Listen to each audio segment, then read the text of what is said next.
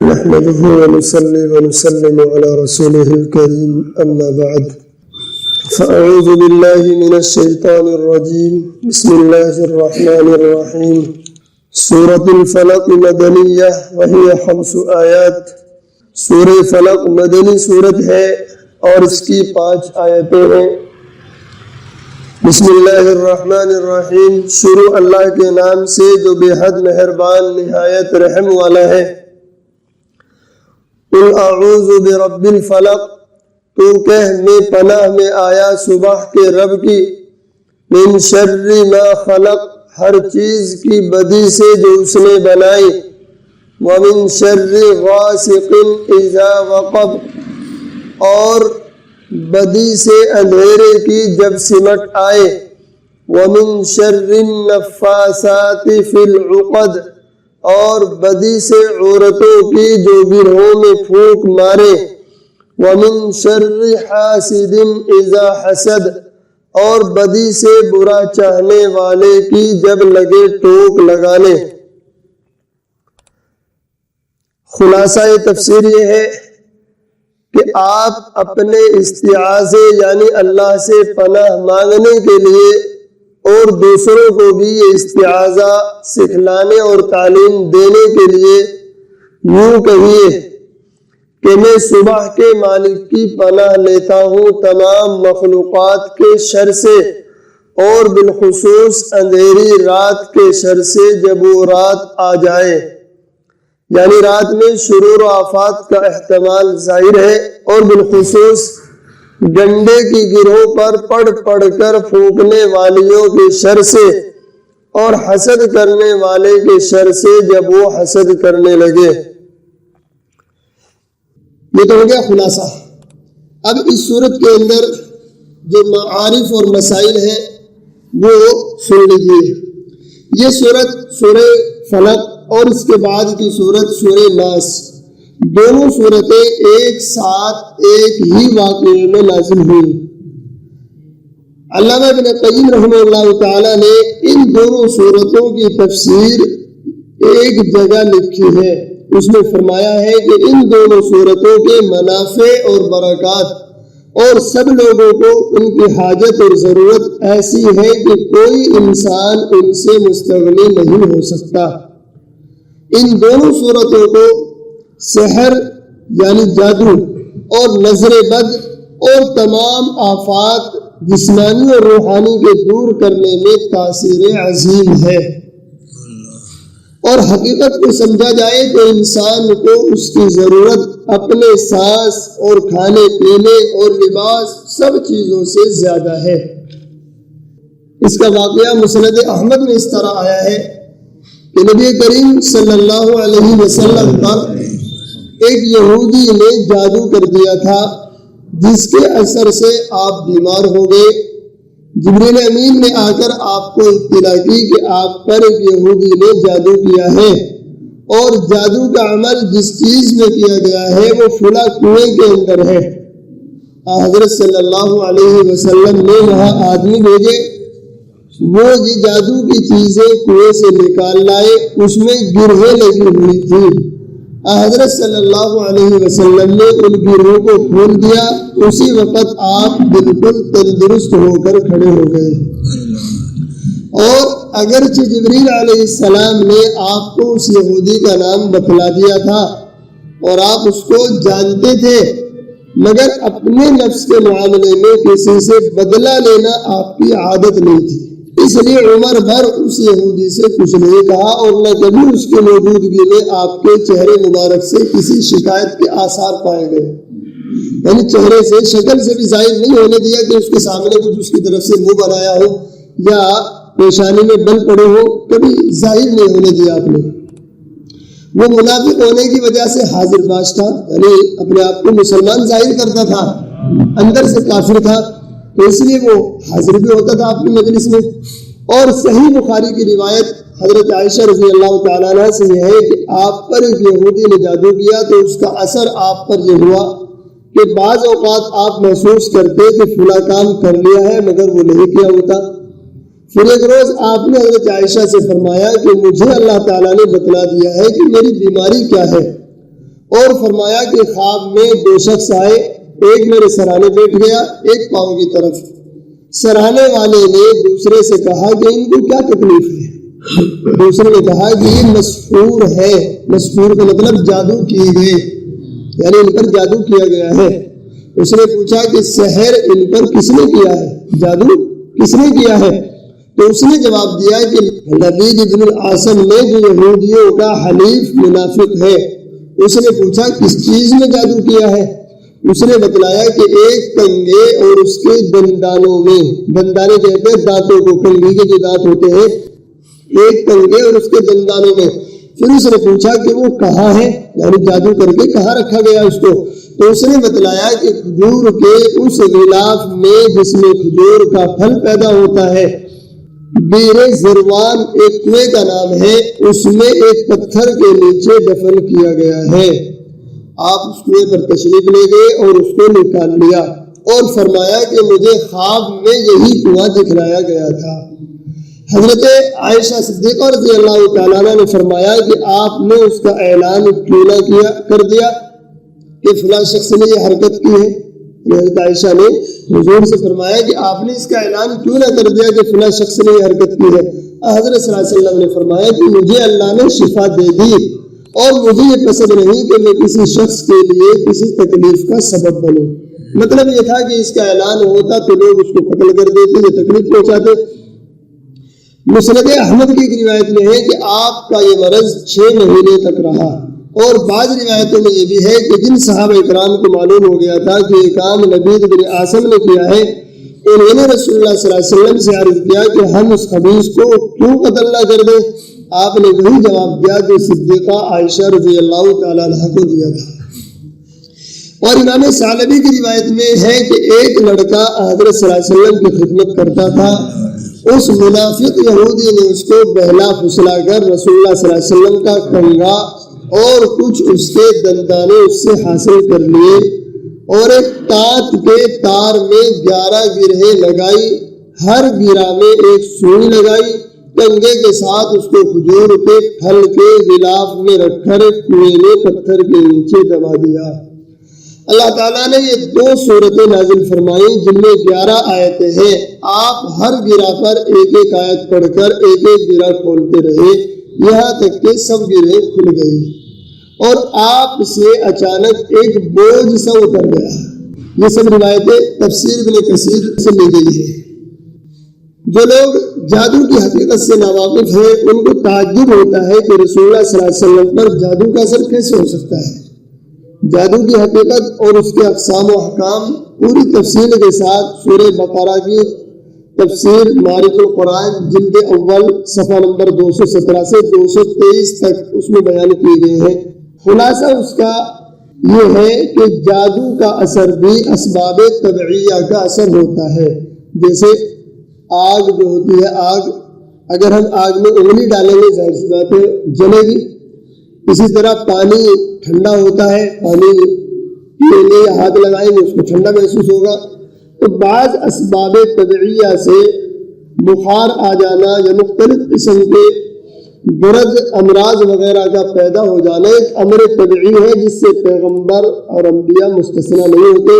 اسی طرح جادو کا اثر بھی اسی قسم سے ہے، اس لیے کوئی بعید نہیں ہے۔ یعنی جس طرح آدمی سردی گرمی سے بیمار ہو جاتا ہے تو جادو سے بھی اسی طرح آدمی بیمار ہو جاتا ہے۔ تو جب سردی گرمی کا اثر اللہ کے نبی کو محسوس ہوتا ہے تو جادو کا اثر بھی آپ کو طبعی طور پر محسوس ہو سکتا ہے اور اس کی وجہ سے آپ بیمار پڑ سکتے ہیں۔ اس میں کوئی بعید بات نہیں ہے۔ مطلب یہ ہے کہ جادو جو ہے یہ نبوت اور رسالت کے منافی نہیں، یعنی جادو سے متاثر ہو جانا یہ نبوت اور رسالت کے خلاف نہیں ہے۔ ایسا نہیں کہ نبی اور رسول جادو سے متاثر نہ ہوتے ہو، انسان ہونے کے ناطے وہ بھی متاثر ہو جاتے ہیں۔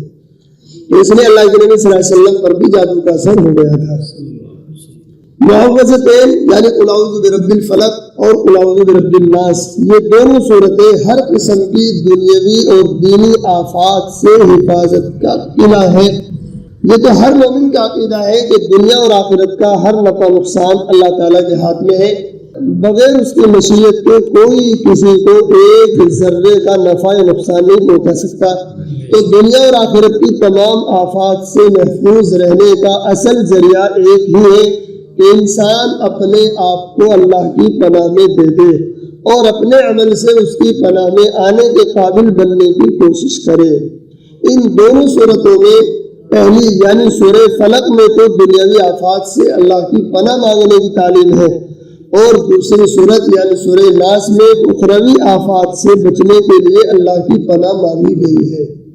یعنی کچھ آفات وہ ہوتی ہیں جو دنیاوی آفات ہوتی ہیں اور کچھ اخروی آفات ہوتی ہیں، تو دونوں صورتوں میں دنیاوی اور اخروی دونوں طرح کی آفات سے اللہ کی پناہ حاصل کی گئی ہے۔ مستند حدیث میں ان دونوں صورتوں کے بڑے فضائل اور برکات نقل کیے گئے ہیں۔ صحیح مسلم میں حضرت عقبہ بن عامر رضی اللہ تعالیٰ عنہ کی حدیث ہے کہ رسول اللہ صلی اللہ علیہ وسلم نے ارشاد فرمایا کہ تمہیں کچھ خبر ہے کہ آج کی رات اللہ تعالیٰ نے مجھ پر ایسی آیات نازل فرمائی ہے کہ ان کی مثال نہیں دیکھی، یعنی قل اعوذ برب الفلق اور قل اعوذ برب الناس۔ اور ایک روایت میں ہے کہ تورات، انجیل اور زبور اور قرآن میں بھی ان جیسی کوئی دوسری صورت نہیں ہے۔ ایک دوسری روایت انہی حضرت عقبہ بن عامر سے ہے کہ ایک سفر میں رسول اللہ صلی اللہ علیہ وسلم نے ان کو معوذتین پڑھائی اور پھر مغرب کی نماز میں انہی دونوں صورتوں کی تلاوت فرمائی اور پھر فرمایا کہ ان صورتوں کو سونے کے وقت بھی پڑھا کرو اور پھر اٹھنے کے وقت بھی۔ اور یہ روایت میں ہے کہ آپ نے ان دونوں صورتوں کو ہر نماز کے بعد پڑھنے کی تلقین فرمائی ہے، یعنی ہر نماز کے بعد ان دونوں صورتوں کو پڑھنے کی آپ نے تلقین فرمائی ہے۔ تلقین کا مطلب یہ ہوتا ہے کہ سکھائی ہے، صحابہ کرام کو تعلیم دی ہے کہ ہر نماز کے بعد ان صورتوں کو پڑھا کریں۔ اور حضرت عائشہ صدیقہ رضی اللہ تعالیٰ عنہ فرماتی ہے کہ رسول اللہ صلی اللہ علیہ وسلم کو جب کوئی بیماری پیش آتی تو یہ دونوں صورتیں پڑھ کر اپنے ہاتھوں پر دم کر کے سارے بدن پر پھیر لیتے تھے۔ پھر جب مرض وفات میں آپ کی تکلیف بڑھی تو میں صورتیں پڑھ کر آپ کے ہاتھوں پر دم کر دیتی تھی، آپ اپنے تمام بدن پر پھیر لیتے تھے۔ میں یہ کام اس لیے کرتی تھی کہ حضرت کے مبارک ہاتھوں کا بدل میرے ہاتھ نہ ہو سکتے تھے۔ یعنی حضرت عائشہ فرماتی ہے کہ جب آپ بیمار ہو گئے آخری وقت میں تو میں یہ صورتیں پڑھ کر آپ کے ہاتھوں پر دم کرتی اور پھر آپ کے ہاتھ پورے بدن پر پھیرتی۔ اگر چاہتی اپنے ہاتھوں پر دم کر کے بھی پھیر سکتی تھی، لیکن حضور کے مبارک ہاتھ ان کا بدل حضرت عائشہ کے ہاتھ کہاں ہو سکتے تھے، تو اس لیے انہوں نے فرمایا کہ میرے ہاتھ آپ کے مبارک ہاتھوں کا بدل نہیں ہو سکتے تھے، اس لیے میں آپ صلی اللہ علیہ وسلم ہی کے ہاتھوں پر دم کر کے اور آپ کے ہاتھ پورے بدن پر پھیرتی تھی۔ تو اس سے ہمیں تعلیم یہ ملی کہ یہ دونوں صورتیں پڑھ کر ہمیں صبح و شام اپنے ہاتھوں پر دم کر کے، خاص طور سے سونے کے وقت اپنے ہاتھوں پر دم کر کے پورے بدن پر پھیرنے چاہیے۔ یہ سب روایتیں بھی تفسیر ابن کثیر سے نقل کی گئی ہیں۔ اور حضرت عبداللہ ابن حبیب سے روایت ہے کہ ایک رات میں بارش اور سخت اندھیری تھی، ہم رسول اللہ صلی اللہ علیہ وسلم کو تلاش کرنے کے لیے نکلے، جب آپ کو پا لیا تو آپ نے فرمایا کہ کہو۔ میں نے عرض کیا کہ کیا کہوں؟ آپ نے فرمایا قل هو اللہ احد اور معوذتین پڑھو، جب صبح ہو اور جب شام ہو 3 مرتبہ یہ پڑھنا، تمہارے لیے ہر تکلیف سے امان ہوگا۔ اس روایت میں ان کے ساتھ قل هو اللہ بھی ملا دی گئی، تو اس کا مطلب یہ ہے کہ قل هو اللہ اور قل اعوذ برب الفلق اور قل اعوذ برب الناس، یہ تینوں صورتیں صبح اور شام دونوں وقت 3 مرتبہ جو آدمی پڑھ لے تو ہر تکلیف سے اللہ تعالیٰ اس کو معمول و محفوظ کر دیتے ہیں۔ تو خلاصہ یہ ہے کہ تمام آفات سے محفوظ رہنے کے لیے یہ 2 صورتیں رسول اللہ صلی اللہ علیہ وسلم اور صحابہ کرام کا معمول تھی۔ قل اعوذ برب الفلق، فلق کے لفظی معنی پھٹنے کے ہیں، مراد رات کی پو پھٹنا اور صبح کا نمودار ہونا ہے۔ جیسا ایک دوسری آیت میں اللہ تعالیٰ کی صفت فالق الاصباح آئی ہے، اس کلمے میں اللہ تعالیٰ کی تمام صفات میں سے اس کو اختیار کرنے کی یہ بھی حکمت ہو سکتی ہے کہ رات کی اندھیری اکثر شرور و آفات کا سبب بنتی ہے اور صبح کی روشنی اس کو دور کر دیتی ہے۔ اللہ تعالیٰ کی اس صفت میں یہ اشارہ ہے کہ جو اس کی پناہ مانگے گا اللہ تعالیٰ اس کی تمام آفات کو دور فرما دے گا۔ من شر ما خلق، علامہ ابن القیم نے لکھا ہے کہ لفظ شر دو چیزوں کے لیے عام اور شامل ہے۔ ایک آلام و آفات جن سے براہ راست انسان کو رنج و تکلیف پہنچتی ہے، دوسرے وہ چیزیں جو آلام و آفات کے موجبات اور اسباب ہیں۔ اس دوسرے قسم میں کفر و شرک اور تمام معاصی بھی لفظ شر کے مفہوم میں داخل ہے۔ یعنی شر کسے کہا جاتا ہے؟ شر دو چیزیں اس کے معنی میں شامل ہیں۔ ایک تو براہ راست جو تکلیفیں، جو رنج و غم انسان کو پہنچتے ہیں وہ ہیں، اور دوسرے وہ چیزیں جو تکلیفوں کے اور آلام اور آفات کے موجبات اور اسباب ہوتے ہیں۔ اس دوسری قسم میں شرک اور کفر اور تمام گناہ بھی شر کے مفہوم میں داخل ہے۔ قرآن و حدیث میں جن چیزوں سے پناہ کا ذکر آیا ہے وہ ان دونوں قسموں میں سے کسی ایک میں داخل ہوتی ہے کہ یا تو وہ خود آفت یا مصیبت ہوتی ہے یا اس کے لیے سبب موجب ہوتی ہے۔ نماز کے آخر میں جو دعا استعاذہ مسنون ہے اس میں 4 چیزیں مذکور ہیں: عذاب قبر، عذاب نار، فتنۃ المحیا والممات۔ ان میں پہلی 2 چیزیں مصیبت اور عذاب ہے اور آخری 2 چیزیں مصیبت اور عذاب کے اسباب ہیں۔ یعنی نماز کے آخر میں جو دعا مسنون ہے اس میں 4 چیزیں ہیں کہ عذاب قبر سے پناہ مانگنا، عذاب جہنم سے پناہ مانگنا اور فتنۃ المحیا والممات۔ تو اس میں 2 چیزیں خود مصیبت اور عذاب ہے اور آخری کی 2 چیزیں یہ مصیبت اور عذاب کے اسباب ہیں۔ من شر ما خلق کے لفظ میں ساری مخلوقات کا شر داخل ہے، اس لیے یہ کلمہ تمام شرور و آفات سے پناہ لینے کے لیے کافی تھا، مگر اس جگہ 3 چیزوں کو ممتاز کر کے ان کے شر سے پناہ مانگنے کا علیحدہ ذکر فرمایا جو اکثر آفات و مصائب کا سبب بنتی ہے۔ پہلے فرمایا من شر غاسق اذا وقب، اس میں لفظ غاسق یہ غسق سے مشتق ہے جس کے معنی اندھیری کا پھیل جانا اور چھا جانا ہے، اس لیے غاسق کے معنی حضرت عبداللہ ابن عباس رضی اللہ تعالیٰ عنہ اور حضرت حسن اور مجاہد نے رات کے لیے ہے، اور وقب وقوب سے مشتق ہے جس کے معنی اندھیری کے پوری طرح بڑھ جانے کے ہیں۔ معنی یہ ہے کہ میں اللہ کی پناہ مانگتا ہوں رات سے جبکہ اس کی اندھیری پوری ہو جائے۔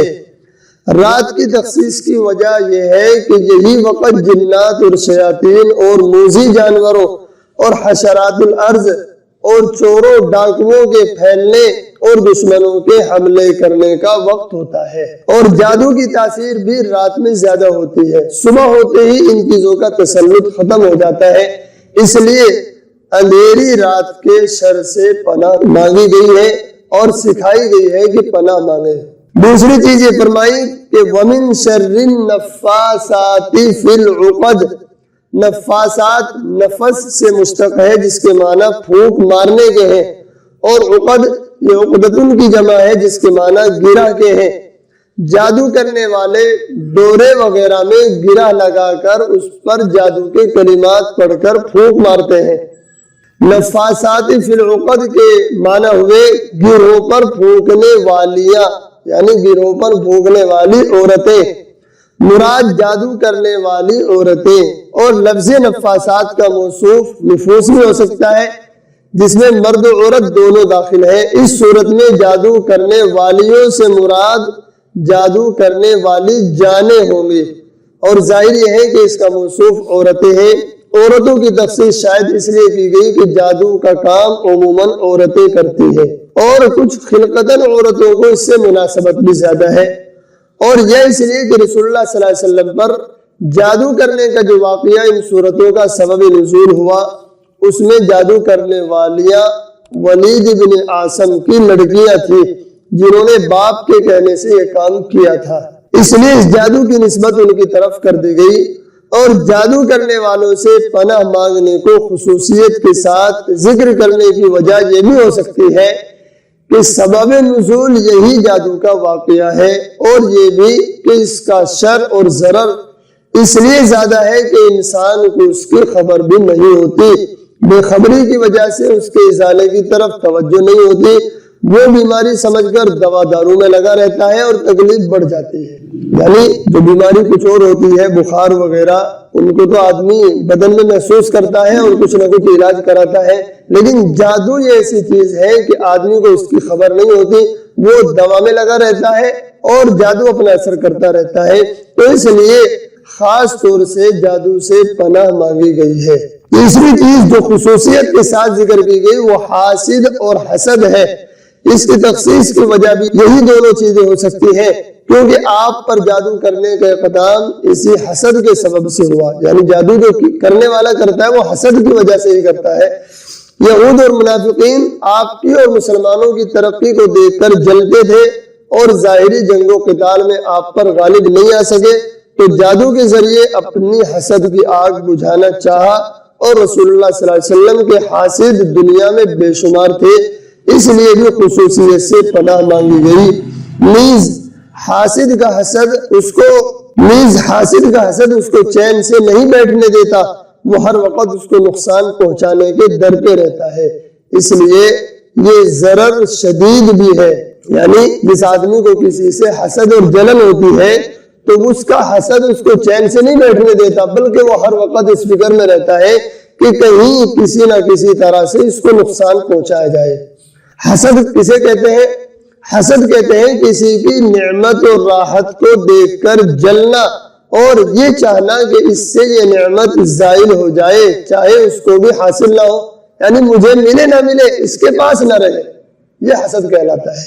یہ حسد حرام اور گناہ کبیرہ ہے، اور یہ سب سے پہلا گناہ ہے جو آسمان میں کیا گیا، اور سب سے پہلا گناہ ہے جو زمین میں کیا گیا، کیونکہ آسمان میں ابلیس نے حضرت آدم علیہ السلام سے حسد کیا، اور زمین پر ان کے بیٹے قابیل نے اپنے بھائی حابیل سے حسد کیا۔ حسد سے ملتا جلتا ایک لفظ ہے غبطہ، جس کے معنی یہ ہے کہ کسی کی نعمت کو دیکھ کر یہ تمنا کرنا کہ یہ نعمت مجھے بھی حاصل ہو جائے، یہ جائز ہے بلکہ مستحسن ہے۔ یعنی کسی کے پاس کوئی اچھی چیز نظر آئے تو اللہ سے دعا کرے اللہ مجھے بھی اپنی نعمت دے دے۔ مطلب یہ ہے کہ حسد میں تو ہے دوسرے کی نعمت کا زوال کی تمنا ہے کہ اس کے پاس نہ رہے، مجھے ملے نہ ملے، اس کے پاس نہ رہے، حسد تو یہ ہوتا ہے۔ اور غبطہ جسے اردو میں رشک کہتے ہیں، وہ یہ ہوتا ہے کہ اللہ مجھے بھی دے دے اور اس کے پاس بھی رہے۔ تو یہ غبطہ جس کو کہا جاتا ہے، جس کو اردو میں رشک کہا جاتا ہے، یہ جائز بھی ہے اور مستحسن بھی ہے۔ مستحسن کا مطلب اچھی چیز ہے۔ یہاں تین چیزوں سے خصوصی پناہ مانگنے کا ذکر ہے، مگر پہلی اور تیسری میں تو ایک قید کا ذکر کیا گیا۔ پہلی غاسقین کے ساتھ اذا وقف فرمایا، اور تیسری میں حاسدین کے ساتھ اذا حسد فرمایا، اور درمیانی چیز یعنی جادو کرنے والوں میں کوئی قید ذکر نہیں فرمائی۔ سبب یہ ہے کہ جادو کی مضرت عام ہے، اور رات کی مضرت اسی وقت ہوتی ہے جب اندھیری پوری ہو جائے۔ اسی طرح حاسد کا حسد جب تک وہ اپنے حسد کی وجہ سے کسی ایذا پہنچانے کے اقدام نہ کرے، اس وقت تک تو اس کا نقصان خود اسی کی ذات کو پہنچتا ہے کہ دوسرے کی نعمت کو دیکھ کر جلتا کڑتا ہے۔ البتہ محسود کو نقصان اس وقت پہنچتا ہے جبکہ وہ مقتضائے حسد پر عمل کر کے ایذا رسانی کی کوشش کرے۔ اس لیے پہلی اور دوسری چیز میں یہ قید لگا دی گئی ہے۔ یعنی پہلی وَمِن شَرِّ غَاسِقٍ إِذَا وَقَبَ، کہ رات کے شر سے پناہ مانگتا ہوں جبکہ وہ اندھیری پوری اندھیری ہو جائے۔ تو رات میں چونکہ کچھ نقصان جبھی ہو سکتا ہے جبکہ رات پوری اندھیری ہو، اگر رات پوری اندھیری نہ ہو تو اس میں نقصان کا اتنا خطرہ نہیں رہتا ہے۔ تو اس لیے رات کی اندھیری سے پناہ مانگنے کے ساتھ یہ قید لگائی کہ جب وہ پوری اندھیری ہو جائے۔ اور اسی طرح حاسد کے حسد سے پناہ مانگنے میں بھی یہ شرط لگائی کہ اذا حسد، جب وہ حسد کرے، یعنی حاسد سے اس وقت تک ہمیں کوئی نقصان نہیں پہنچ سکتا جب تک کہ وہ اپنے حسد کی وجہ سے کوئی عمل نہ کرے۔ اگر وہ صرف حسد کر رہا ہے، اپنے اندر جل رہا ہے، کڑ رہا ہے، تو وہ اپنا ہی نقصان کرتا ہے۔ ہمارا نقصان تو وہ جب کر سکتا ہے جب وہ اپنے حسد کی وجہ سے اور اس مقتضائے حسد پر عمل کر کے تکلیف پہنچانے کی کوشش کرے گا، تب ہمیں نقصان پہنچے گا۔ اس لیے قرآن کریم نے ہمیں یہ سکھایا کہ ہم پناہ اسی سے مانگے جب وہ حسد کر کے ہمیں نقصان پہنچانے کا ارادہ کرے اور نقصان پہنچانے کی کوشش کرے۔ اور اگر نقصان پہنچانے کی کوئی کوشش نہیں کرا، خالی اپنے دل میں دیکھ کر کے جل رہا ہے، کڑ رہا ہے، تو جلتا رہے، ہمارا کچھ نہیں بگڑتا۔ تو قرآن کریم نے ہمیں ایسی دعا سکھائی ہے، ہمیں چاہیے کہ ہم اس کو روزانہ صبح و شام پڑھا کریں، جیسا کہ کل بتلایا تھا کہ صبح کو بھی اور شام کو بھی یہ دونوں صورتیں پڑھ کر کے اپنے اوپر دم کرنی چاہیے۔ خاص طور سے سونے کے وقت ان دونوں صورتوں کو پڑھ کر اپنے ہاتھوں پر دم کر کے پورے بدن پر جہاں تک بھی ہاتھ چلے جاتے ہوں وہاں تک پھیرنا چاہیے۔ اس کی برکت سے اللہ تعالیٰ ہر طرح کی آفات سے محفوظ رکھتے ہیں۔ اللہ تعالیٰ ہم سب کو عمل کی توفیق عطا فرمائے۔ سبحان اللہ و بحمدہ، سبحانک اللہم و بحمدک، ونشہد ان لا الہ الا انت، نستغفرک ونتوب الیک۔